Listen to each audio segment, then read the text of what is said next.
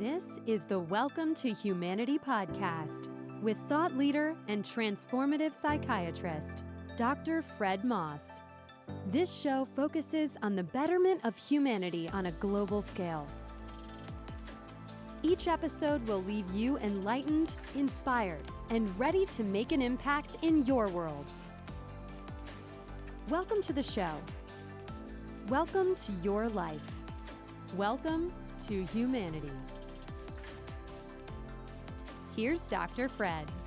Oh my goodness. So two's company, three's the crowd. And today we have three. We haven't done this before in Welcome to Humanity. So I just really want to introduce you to a couple of my very good friends. And we've decided that the roles we're going to take is that there's a couple of us who are co-hosts and we're interviewing our third friend. So that's how it's going. And Sam Morris and myself are going to be interviewing our good friend Eathan Janney today. And we're going to be spotlighting Eathan's wonderful nature. And probably you'll get a little taste of his non-wonderful nature as well. Oh, yeah. And today it's Welcome to Humanity. I mean, today we have a beautiful podcast opportunity to really address what's going on with Eathan Janney. And we're going to tag team together. I'd like to introduce everyone to Sam Morris. Sam is the Zen Warrior, has a podcast of his own, and it's just all sorts of cool shit that he's up to. Welcome, humanity. Yeah. Sam, talk to us a little bit. Tell us a little bit of what's happening. I'm just welcoming the humanity who is here today, and I'm just happy to be here with you, Fred, and you, Eathan. So thank you very much for inviting me to join in on this conversation. It's just terrific to have you, and you're welcome, and thank you for joining. It was, Eathan's a bit of a handful, and for me to have done it alone would have taken sort of a Herculean effort. So having you with me makes me feel a little bit more confident that we can take on this monster of a human being. So welcome to Eathan Janney. That's what I'm saying. Exactly. Welcome to Eathan Janney. And Eathan, really, it's just a deep pleasure to have you on the Welcome to Humanity podcast this beautiful day.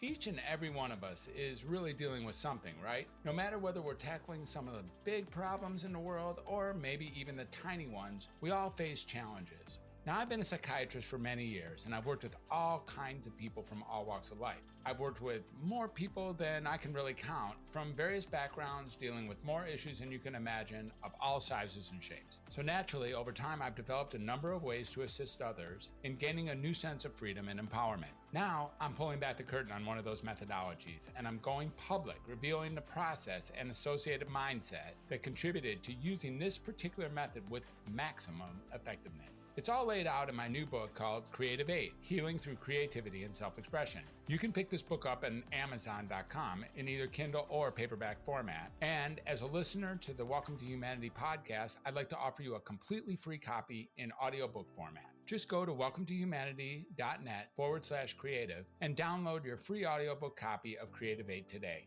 I really look forward to hearing about your Creative Aid breakthrough. Now, let's get back to this amazing conversation. Welcome to Humanity. Eathan, I don't have like your particular bio. I know a little bit about you, but it's really, sometimes I lean into the bio and say you're this or you're that, but you really are so many things. And I'd like to start off this conversation as I, typically often do inside the Welcome to Humanity podcast, which is a simple 9-letter, 3-word question, which is, Eathan Janney, who are you? I mean, and that's it. Yeah. Who are you? Nice. Yeah, and I've heard you deliver this question before, so I'm slightly prepped for it, I suppose. I would say in this moment, I like the idea that I am you, and I'm Sam, and Sam and I actually, and you, participate in this pretty much daily breathing session, which is pretty incredible. And often we practice some Wim Hof type breathing, and we also do some heart coherence meditations. And then after all that, we have a group of brothers and we say what's on our mind. And one of these recent sessions in the past few weeks, that's something that came up for me, that I am the I am the sum of those that I surround myself with and that surround me. So I find that interesting to say. Of course, there's all sorts of other things that I can say about, who I am and who I've been. And and I think I listened to Sam say something kind of similar, that he's, it's very flexible who he is. When he was a guest, he was explaining that. But beyond that sort of theoretical explanation, I'm been a musician, played jazz piano, studied jazz piano performance, Rutgers University. I was out of school for a little bit, then went back and got my Ph.D. studying biology and neuroscience, which actually turned out to be a study of birdsong, which is kind of weird, but it makes sense to me and those that I worked with. So those are some facts about That's me. terrific. There's so many places to go from that. And yes, this I am you, which I, of course, you are me and we are all together, it seemed to come in for my head. I thought, oh, yeah, look at him, stealing from the Beatles. And then I got I am Sam. And then I got you like stealing from Dr. Zeus there. It's like, Sam, I am Sam, Sam, I am. So I was like, come on, Eathan, let's get a little bit more original. And then you laid out some of the real magic of who you are in the world. And just a brief, inkling, a brief space, this idea of a PhD in birdsong. Wow. And, really adding that you are consistently flexible to the people that you surround yourself with or who are surrounded by you. And, you become that, which is sort of defined by the context of the people that are around you. And how does that interface with this notion of birdsong? I get this idea sometimes that birds are singing the exact vibrational tunes, the resonating tunes of the experience that's going on inside of their world, which is our world when we hear them, or something like that. Is that far fetched? And if it is, then put me back on the path. And if it isn't, if you can expound, what's the deal there? Well, the first thing that comes to me to answer what you're asking is a little bit of what my PhD advisor used to talk about when we used to think about birds singing. And because we studied the Australian zebra finch, we studied a few other birds, but we had these finches in the lab, and we kind of talk about basically what are they doing when they sing. And one of the things he liked to philosophize about a bit was that there that bird song, similar to what music is and similar to what speech is, it's kind of putting the other in the state that we're in, right? So like a bird singing is a way of almost communicating like an emotional state. And by projecting that song out, it's very similar to what I think you were hypothesizing. It's a way of uh, resonating and affecting those around the bird, such that their internal state becomes similar to the internal state of the singing bird. Yes, exactly. That's my ongoing experience. Sam, what's your take on this? I want to know exactly what we're meaning by that, and the internal state of the bird being in resonance with the state around it. I'm just trying to put that into sort of a concrete perspective. So I'm intrigued, and I want to hear you expand on what you mean by that. If I even got what you were saying, Ethan, and please forgive me if I didn't quite follow. So a really simple example that maybe we could connect with, if I'm excited, and you guys are around, I can say, something very nonverbal. I can say woohoo, or I can kind of giggle, or I can whistle a tune or something like that, and then immediately your biology picks up on that, and it starts to resonate with those tones, Yes. with the tonality of what's going on, whether or not I say, hey, I'm happy. Again, and even just the way I said it, right? Like that actually doesn't communicate that I'm happy if I say, hey, I'm happy.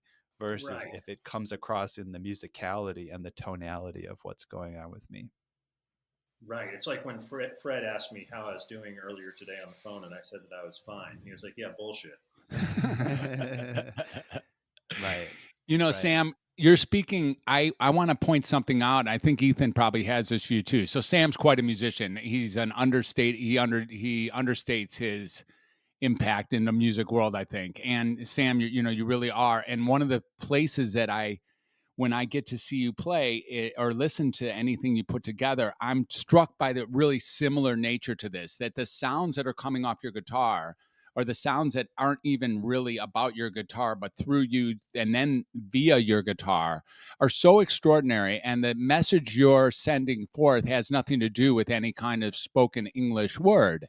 There's an opportunity to make your impact by landing in spaces that otherwise can't be reached by the spoken word and instead are reached by whatever you're jamming on your six string. And I would wonder what your view is about who you are when you're creating that music from your guitar. Well, Fred, that's incredibly astute of you, and it is actually helping me to bridge exactly what Eathan is talking about, at least kind of from my own angle, my own perception. And I'm actually realizing, first of all, to answer your question, the more that I can open up to being a resonant channel for something that feels as though it is communicating through me, the more in tune I feel. And it's very similar to when I'm actually speaking verbally. You can tell the difference between when you're speaking with your whole body open and your whole breath available to you. There's a different resonant channel available. And when I am in that space, I know that I'm speaking as much as possible from my present moment truth and not from an idea in my head or some type of sort of anxious response or whatever. There's a resonant chamber in my body that is fully functioning. And when I play my guitar, equally, I try to open up to that resonant channel to be sort of that, like what they call the shaman, the hollow bone, to be the resonant instrument for the instrument to play through. And now I'm beginning to bridge a connection between Eathan's interest in bird song and his interest in the origins of creativity, because it feels like there's a direct relationship here. Is there not, Eathan? Oh yeah, I would say, yeah. I mean, it's not only the origins of creativity in the human species, but what is the origin of the creative element within all species? All the way from whatever type of creator we want to envision. There's that creativity, but then there's the sort of reflexive creativity that beings have. One thing that you guys may not know that I have the privilege to have like seen is beyond music, birds are creative. There's certain species of birds that build these beautiful kind of like mating pads with they collect like bottle caps and various trinkets and beads of different colors that they find, and they create these amazing displays. You wouldn't even have imagined that a bird made that. And octopuses, octopi, whatever you want to call them, they also have these sort of amazing, they can change the color of their flesh and they can do these displays for mating purposes and, social purposes. And that stuff seems to really resonate with what we imagine as creativity, this sort of flexibility, this sort of, making things for their own sake, but that also maybe happen to have some interesting utility that we're not even aware of. That's fascinating. I am really moved by this conversation in a few different ways. So let me expand the context a little bit of what I'm hearing. Is right before this call, I was on a call with Freddie Ravel, who's a previous, somebody that I did interview a few episodes ago, and a gorgeous interview. And he and I are looking at, his brand or his company or his intention or his contribution to the world in Life in Tune. And just got off the phone with him like 5 minutes before our call started. And sitting next to me the whole time was someone who I think is amongst, if not the finest artist I've ever met, just rawly, is my wife, Alexandra. And, she's showing me her art and a coloring book that she's creating for people who are about to buy some of her cards and about to buy, actually find their own creative resources and sourcefulness, actually. And all four of you, and I see you as sort of different levels of profound artistic / musical talents, are speaking to something that I want to ask you two about specifically, which is having it come through you. What you called there, Sam, the shaman hollowbone aspect. Like, it's not something that's residing in you that you're then expressing. In some ways, it's about opening up to the music, even as it approaches you and then passes through you as a vessel. And I think that Alexandra has that, and I know that Freddie has that, and speaks about the silence in between the notes. And I'm wondering if either or both of you can speak to this idea of the art coming through you rather than sort of you inventing it.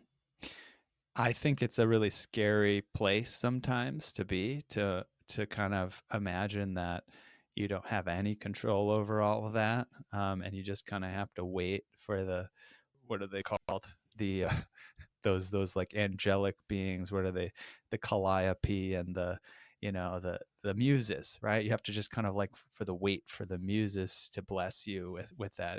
It's a scary open, vulnerable position to be in, especially if the waiting never turns into something when you want it to. I have to say, it is pretty cool when you do feel in control of it, whether you actually are or not. Have that sense that you have some ability to facilitate creativity, to engender it, to set the stage for it in the least. There is something that makes it feel like it does produce something better, but I suppose that all could be an illusion.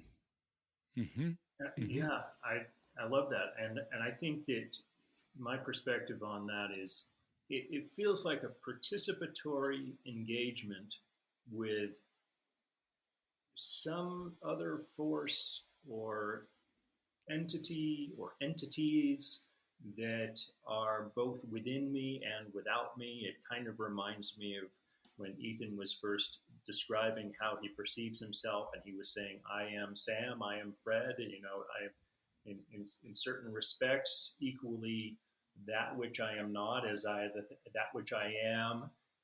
There's something to that in terms of having both a personal experience and a somewhat impersonal and open experience as a musician, or I think as an artist in general.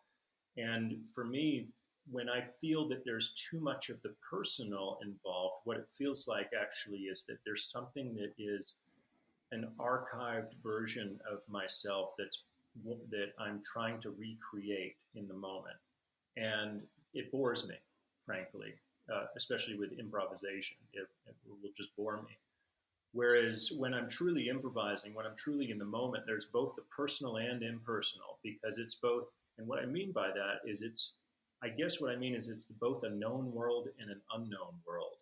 And if I can sort of participate in the known world and the unknown world simultaneously, where the known world is allowing me to easily find the notes that I want to find and find the way of expressing those notes that I want to find through already known mechanics of my body, then it also allows the more familiar I am with the mechanics, the more it allows me to let go of the known world being the only world and open to the unknown, which is how is something going to want to be expressed uniquely for the first time in this moment that comes up with something truly original, and that's the unknown world. Mm-hmm.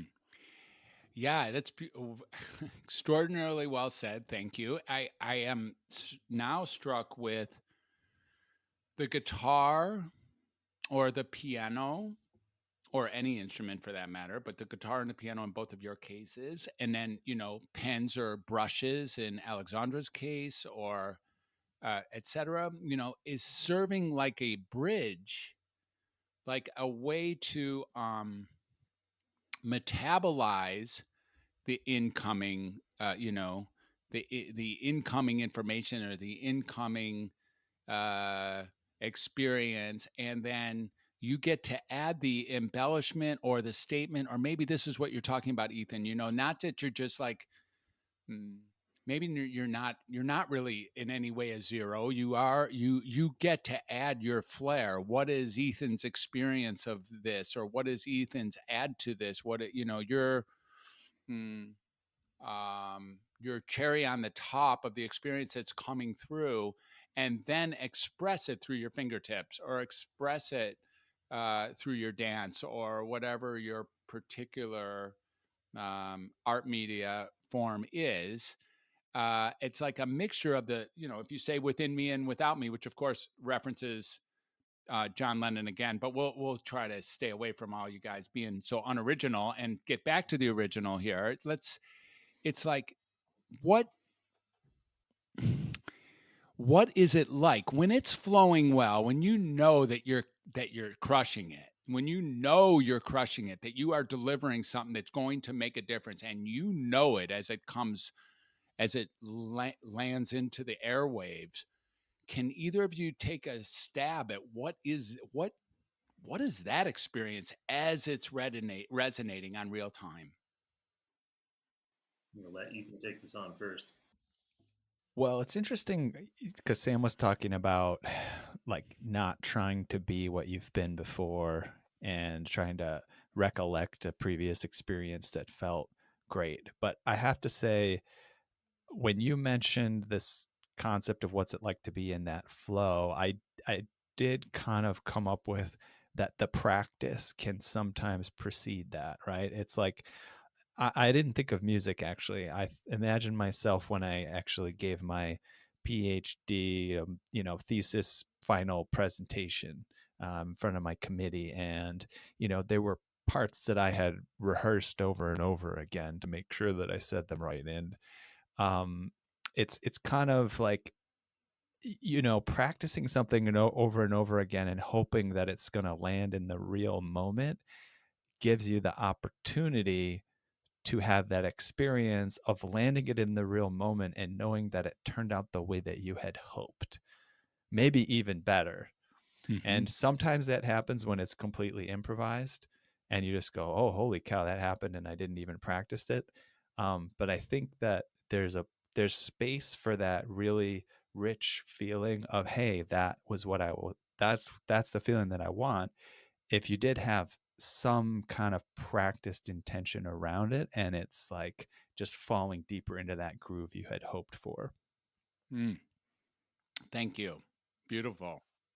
My perspective on that, Fred, is that there is something truly ineffable about a space where you truly do hit flow as a musician. And I don't disagree with anything that Eathan is saying. The more technical practice, the more repetition, the more possibility there is for actually being able to let go, because your body already knows what to do.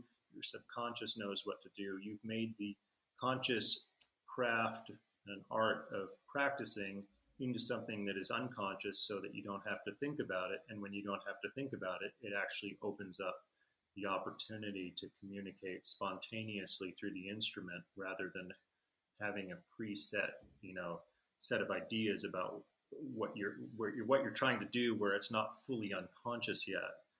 And within that space, there's something that does happen, and I've found this particularly with other musicians. I can only really access this deeply with other musicians, because there's a shared experience that everyone is having in that moment when something really locks in.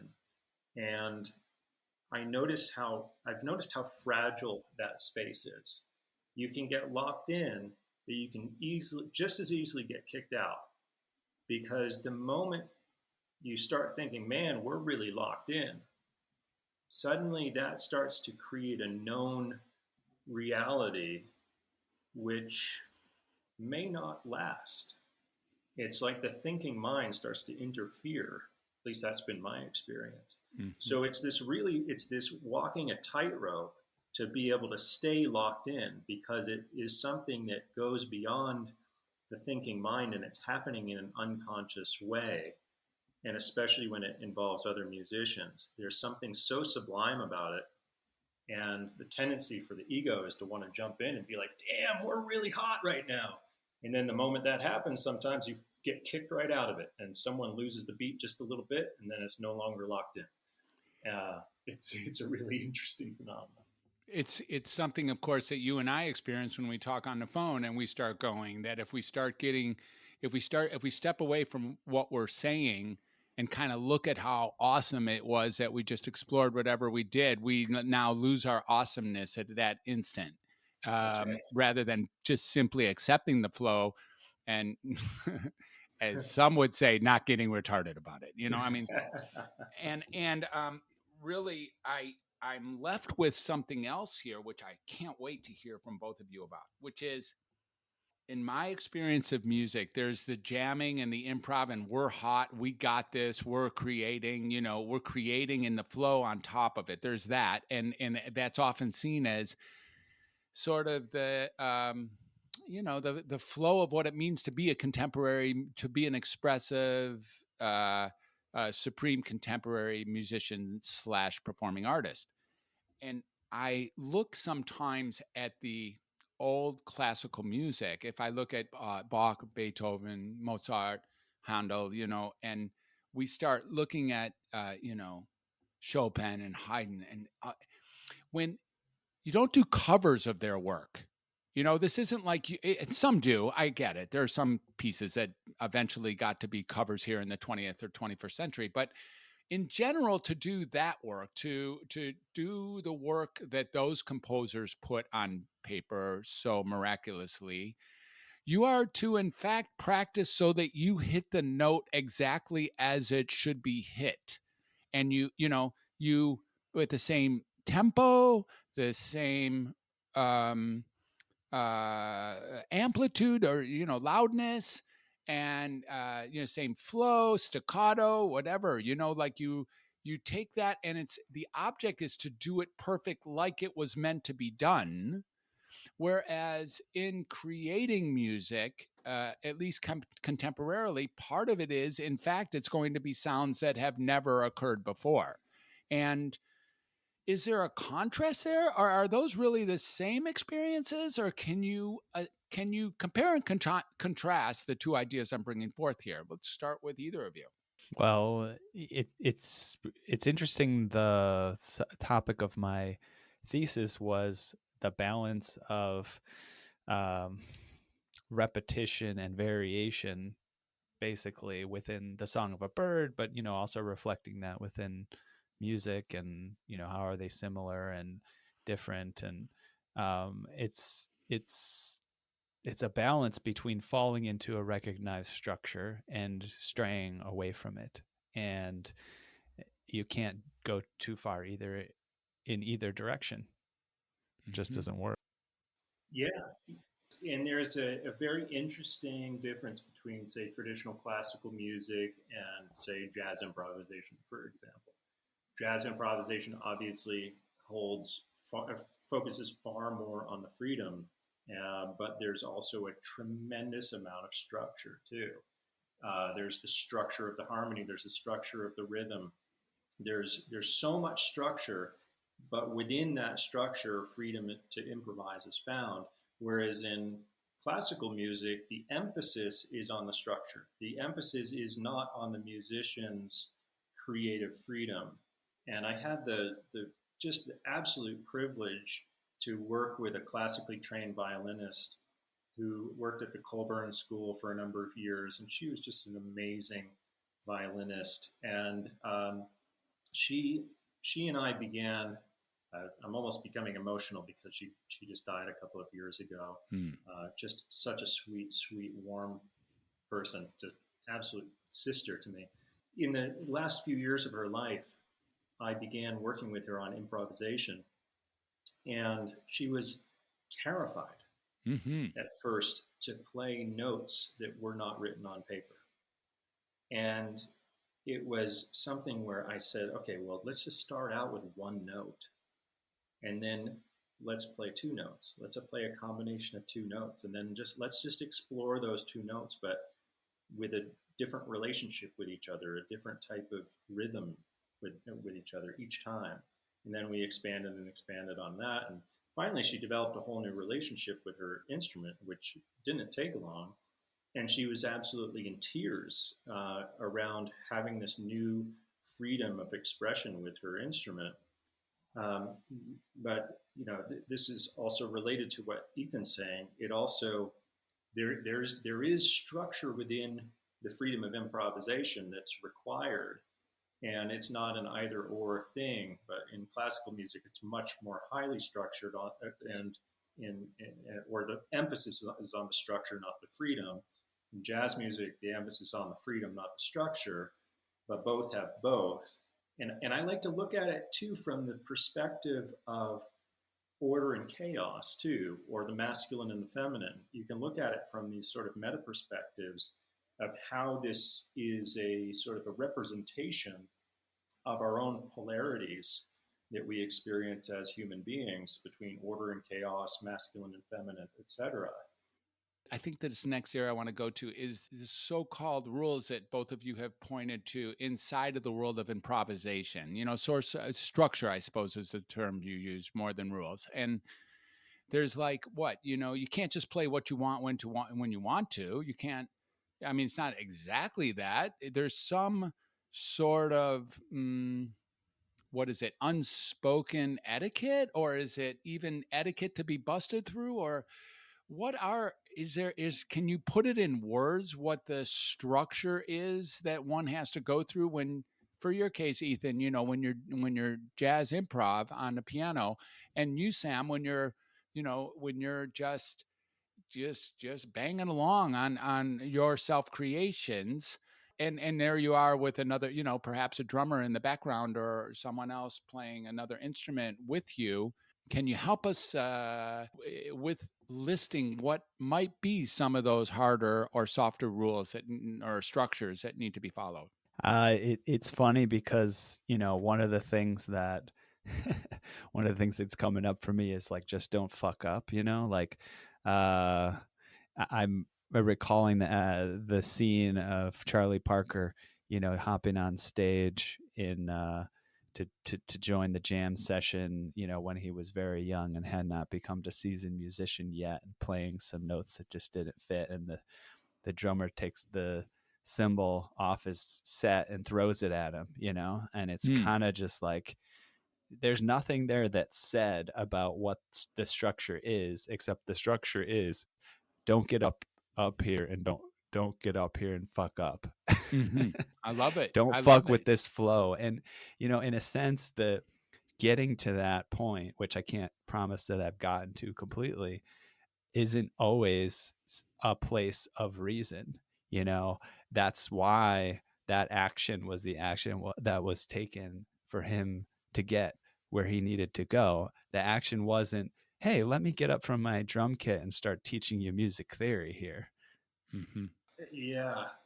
And you mentioned the word etiquette, Fred. And I would say that it's not so much about etiquette as it is just an incredible respect for the music. That it's all about having such a enormous respect for the music itself as being a higher form of consciousness. And this is related to what Ethan says about don't fuck up. It's like, let's have respect for this as being the music being nothing short of being divine. So don't just go and, accidentally drop your, don't walk into the church with muddy shoes. Right. It's like, just be really clear about what you're bringing here. And don't, well, for one thing, in terms of, it could be seen as etiquette, or it could just be seen as class. As, say, you're a soloing musician, be aware of the entire band. It's not about you. Just because you're the soloist doesn't mean it's about you. It means that you're still playing with the band. Now, the focus might be on you melodically, but you're playing with the band. The moment you try to stand out as the soloist, you look like an asshole to the other musicians. And you'll feel like an asshole to anyone who has a sophisticated ear, because you're no longer playing the music, you're playing your own ego. And so there's something in that is, I think any musician who has a well enough tuned ear can hear when that's happening. There's something in the energy that just doesn't feel quite right when someone is not focused on the music itself. And in terms of, right or wrong notes and that kind of thing, well, we could say there are no wrong notes. There's a very big difference between someone saying there are no wrong notes who is not a very experienced musician, and someone, say, like Yusef Lateef or Ornette Coleman or John Coltrane saying there are no wrong notes. They have access to all the same 12 notes, and there may be no wrong notes in their vocabulary, but they know exactly when they're using those notes that other people might feel like are wrong notes, and they're using them for a very specific reason to create a very specific mood or communication. So in that sense, there are no wrong notes, but there are unintentional notes which can sound really off to if the musician isn't experienced enough to actually be using those notes intentionally. Beautiful. So, wow. Let me see if I can land this one. It's sort of like, okay, take this on yourself, but it's not about you. You might tell the soloist. Like, okay, it's your turn to take this on yourself, and it absolutely isn't about you. And there's something about respecting the music as divine, as sort of the higher power of the experience. It needs to be not only respected, but revered as the divine in order to create an improv lick or an improv contribution in the flow of the music that's being created in real time. There's this idea of like, don't bring your little bitty self into this space, because by bringing yourself into the space, you might get a cymbal thrown at you. You might really fuck this up. And we're not here to have this you of you fuck this up. And it kind of goes back to Eathan's introduction again, and the third piece of Eathan's introduction. Who knew we would do this with your introduction there, Eathan? But that you really are the sum of the people that you surround yourself with. That you are not a you are a sum of the context of the people who surround themselves with you, or who you surround yourselves with in any given moment. And that allows for essentially being fuck up proof. If you really live like that, like the bird does, perhaps, you won't fuck it up. I mean, a bird's not going to hit the wrong note too often. Am I right about that? Oh no, birds are. They're just fucking up. They just fuck up. That's it. Yeah. No, I don't. Does that even make sense? Yeah, it doesn't even make sense, right? Do you know the birds that they do stutter? That does happen. Mm-hmm. Mm-hmm. Yeah.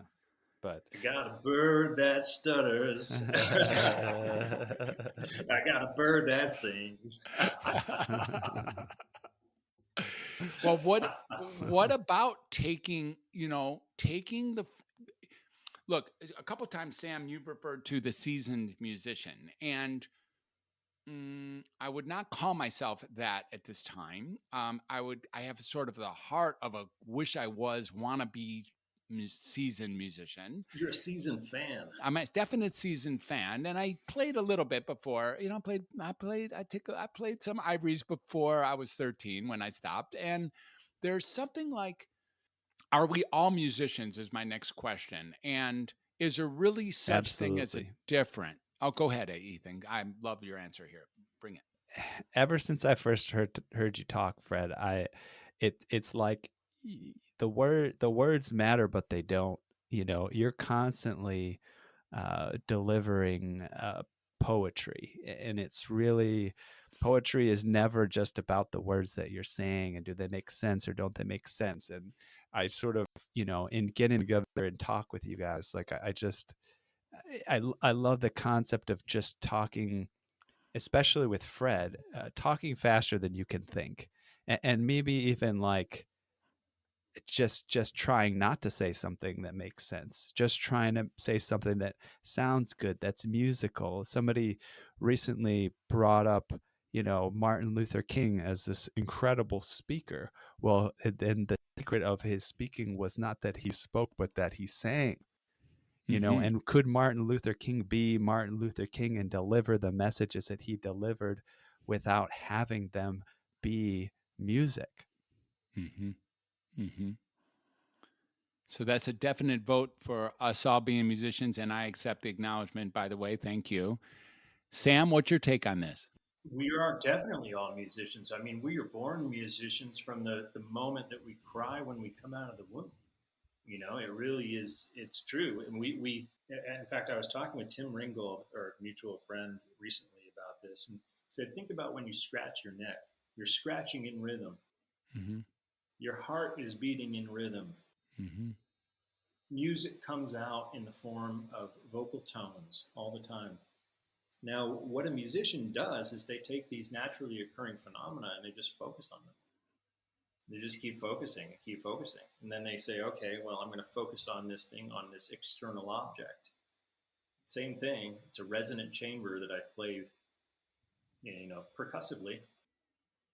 And so you're taking the resonant chamber, and the body is a resonant chamber. You're taking a natural inclination, which is to move in a percussive way, whether it's the way that our hearts beat or we scratch our neck in rhythm, or the way in which we walk in rhythm. I mean, very few people walk in a way that's not almost exactly timed between the footsteps. Mm-hmm. So everything in nature is already inviting us into a rhythmic relationship and a use of resonant chambers.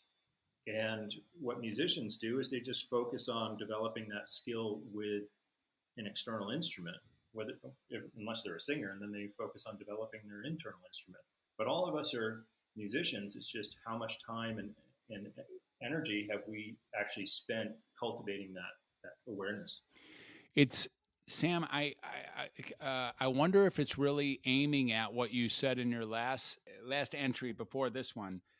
This idea of seeing music as, being reverent to the divine nature of the actual music that's seeing that as the item. We are now making music, and therefore we're in a realm of making music rather than maybe trying to string together my words to make a point or trying to scratch my neck because there's an itch.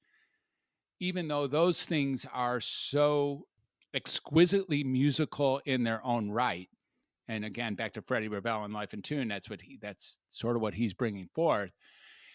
Even though they're musical in their own right, they're not with the focus of the divinity of music as a realm to create this level of resonant communication. Is this accurate?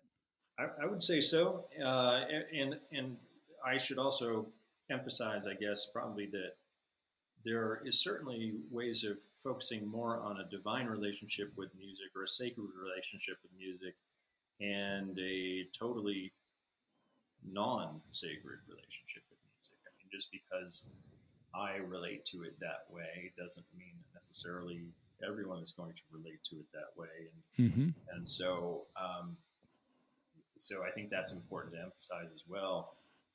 But yeah, I think that, language as we use it was something that was sort of born out of song. That I'm sure we started singing and communicating through harmonies and melodies and rhythms long before we developed the ability to abstract words that we could then communicate with. And so I think that the development of language is a byproduct of music. Beautiful. Ethan, you mentioned, that emphatically each of us are musicians. Then what separates the person who then can call it? Hey, who are you? I'm Jim Jones, and I'm a jazz pianist. When does a musician then become a musician in a world where everyone's a musician to start with? Well, I think it goes back to the words. If the word is what defines the musician, then that moment that one first calls themselves a musician is a very important moment. I mean, I remember being a kid playing the piano and taking the lessons, and I'm pretty sure there were a moment where my teachers, they said, let's start calling yourself a musician. I say, I mean, I don't know. I wouldn't say I'm a musician. I mean, I'm taking lessons, No, no, no, no, no. If you really want to be a musician, you got to start calling yourself a musician. So, I mean, to be honest, I don't think there's much more than that. Now, will other people respond? You can't guarantee it. But, I mean, for me, that's like the magic of Bob Dylan or Ornette Coleman or, some of these Igor Stravinsky, some of these people who, revolutionized music, was that they were going, I'm a musician, I'm a musician, I'm a musician, I'm a musician. And everybody else is going, what the, what? No, you're not. Like, what is that? You can't sing. That's not guitar, and they say, I'm a musician, I'm a musician, I'm a musician, I'm a musician. And then one day everybody goes, man, that's a musician. Oh yeah, I dig it. Mm-hmm. I mean, I think So, that's all there is to it. It's just mhm. it's an agreement. And the one thing that I didn't get to mention earlier, which was on my mind, is like around these rules and structures around music. Yeah, there's the chord structures and the sequences of notes that work ideally, but I think the two main rules are uh, presence and awareness. And that's exactly what was missing probably in that moment for Charlie Parker, you know. And once you Mhm. have the presence and awareness, then more other things can take care of themselves. The structures that you need can be there for you, the inspiration, the respect that others give you for what you're doing in that moment. Yeah, so I think that a musician is someone who just calls themselves a musician. We're all musicians if we want to be, and we can all be seen as musicians. And then the secret to getting agreement from the rest of the world is drilling into your focus and presence around, you know, being that intentionally. Beautiful. Ethan, you speak so brilliantly to from this uh, space of non-ego when you speak, and I just admire that. Wanted to reflect that back to you, and I get that's really part of what makes you the special human being that you are. And just I'm curious if this is a perspective that you've had for a long time, if this is a perspective that you've cultivated over the years. You have a very open and, for lack of a better term, spiritual way of speaking about music, but it also makes perfect sense. But from a really egoless standpoint, without the pride that's oftentimes attached to it. And so I'm curious about your development into who you are today as a musician. Ah, gosh, wow, that's an interesting question. I mean, I'm sure there are ingredients of whatever you're noticing, you know, way back to the very beginning. But I think, I think that right now in this conversation, I'm striving and struggling to be present as I've just kind of stated it, and trusting that and believing that you guys are too, and so the things that I said, they just sort of come out of a history of for some reason the word suffering comes to mind. Suffering through that question that Fred asked of, like, do I get to call myself a musician? Do I have to demand that I'm a musician? Do I have to, does that person, deserve to be a musician or not? Or, having these sort of agreements and disagreements in my own head. And I guess that what I just said about us all being musicians and what it takes to be a musician, it's just kind of evolves from that kind of struggle to understand what it means for myself. Yeah. Beautiful. Beautiful. Thank you. Anyways, Eathan, I'm ready to bring up this little story that who's the best band, the who's the best band story, Oh, you want me to because tell that? yeah, just tell it real briefly. And I think you'll appreciate this, Sam. And I think then we could keep talking for a long time, but I'm really loving this way of going to a bit of what it means to be a pre-musician. And, what I want both halves of the story, of course, so we can get the other, other side of it. Yeah, bring that story. Yeah, tell me. I want to remember how it came up, because you were just saying you were a We were fan talking. of I was telling you that the best Sam, band. the very best band, the very best rock and roll band of all time. It's just every so often becomes totally clear, and it's always the same band that comes up, and that's Led Zeppelin. So I was telling Eathan that, and he had a great story to say about Led Zeppelin. Yeah, very cool. I'm looking forward to this. Yeah, so I must have been like 5 to 7 years old, and my older brother's at least 10 years older than me. I think I misspoke earlier, Fred. So like, imagine he's like 17, 19, whatever. And he would wrestle with me, and of course he overpowered me, as an older brother does. He'd wrestle with me, and he'd pin me to the floor, and I wouldn't be allowed up except for on condition that I said the right thing. But I didn't know what the right thing was. I just like, let me up. What do I have to do? And he says, "Who's your favorite band?" I had no idea how to answer that question. I mean, you could imagine. I just had no idea how to answer that question.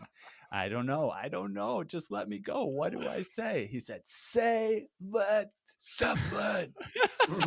Say Led Zeppelin. And that was my encounter with the supremacy of Led Zeppelin before I even really knew what it fully meant. That is great. I love that. And then you got older and you became a wrestler. Oh yeah. The rest of the story, right? Yeah. So my brother, actually, not only was he like wrestling with me, but he was a wrestler. Like, that's what he did, in school. And then later on, when I got to high school and he got to be, still 10 to 15 years older than me, I was now the wrestler. And I said, "Oh, you like to wrestle? Let's keep doing this," as I got bigger. But it slowly started to become apparent that his power was fading, as is the progression of life. And so he was older. I was like 17. He was like 27, 28, 29, whatever, kind of getting a little bit, chubby. And, he had his little house, with this little family. And so I said, let's wrestle. And I'd be kind of gaining the upper hand. And he'd say, "Hey, I don't know if we should do this. We got to watch out. We might watch out for that curio cabinet over there. We got to watch out for the curio cabinet."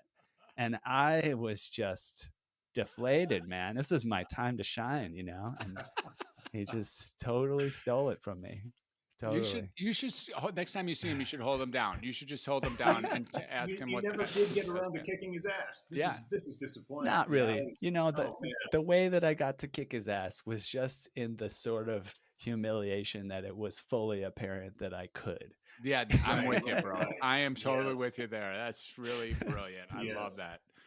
All right. I think it's time to taper down this wonderful conversation. Eathan Janney, if people want to get to know you a little more, maybe work with you, or who knows, listen to some of the things that you've done, or read some of the things you've written, how can they get in touch with you? How can they find you? Yeah, that's a good question. I would go to, if you want to get in touch with me, you can email me at eathanjanney@gmail.com. And that first name is spelled Eathan, last name Janney. And then a couple projects I'm working on right now that I'm super excited about. Edge of NFT podcast, where we're talking about, basically the next incarnation of what like the internet was 20 years ago. Wow. Very fascinating things in cryptocurrency and technology. And I also have a Run With It podcast where we help inspire people to start new businesses. Awesome. That's great. And thank you for that. And Sam, thanks for co-hosting finally. Oh, my pleasure. I felt like I was actually one of the guests versus one of the hosts. So, but that's just a product of your great questions, Fred. So. Well, for a moment here, I still have to rule the roost of this Welcome to Humanity podcast, and I can't quite share it with you because I gotta get credentials at the door to make sure that everybody it belongs, and that nobody fucks up, because that's really what this is about. Don't fuck up. And so thank you so much for both of you being here. Sam has been a guest on the Welcome to Humanity podcast, and you can find our original interview. It's a deep pleasure to work with you and play with you, Sam, and look forward to future. Sam and I are kind of building out the next podcast iteration here, so y'all can look forward to future conversations that you'll hear from the both of us. Again, Eathan, thank you for joining us today. Just spectacular. So much fun to have you. It's so much fun to get to know you and, couple you with a Ph.D. in birdsong and all the many other things that are important to you. Is there anything else you want to say in closing, Eathan?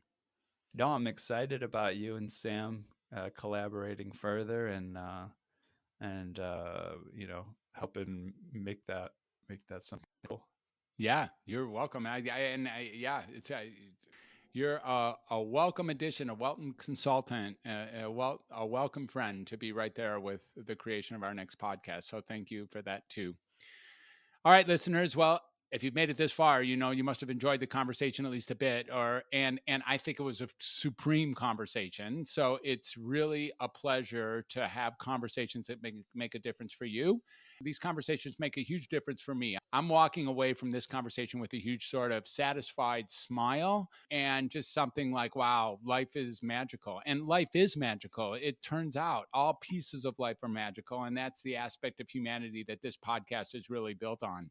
And everything you're experiencing is just another component of Welcome to Humanity. So thank you for joining us. Thank you for being with Sam and I as we interview Eathan. Rock on, carry on. It's all as it should be, and you just don't always know that. And it's just beautiful to have you as listeners. So thank you again, and we'll catch you on the flip side. Welcome to Humanity, and bye for now.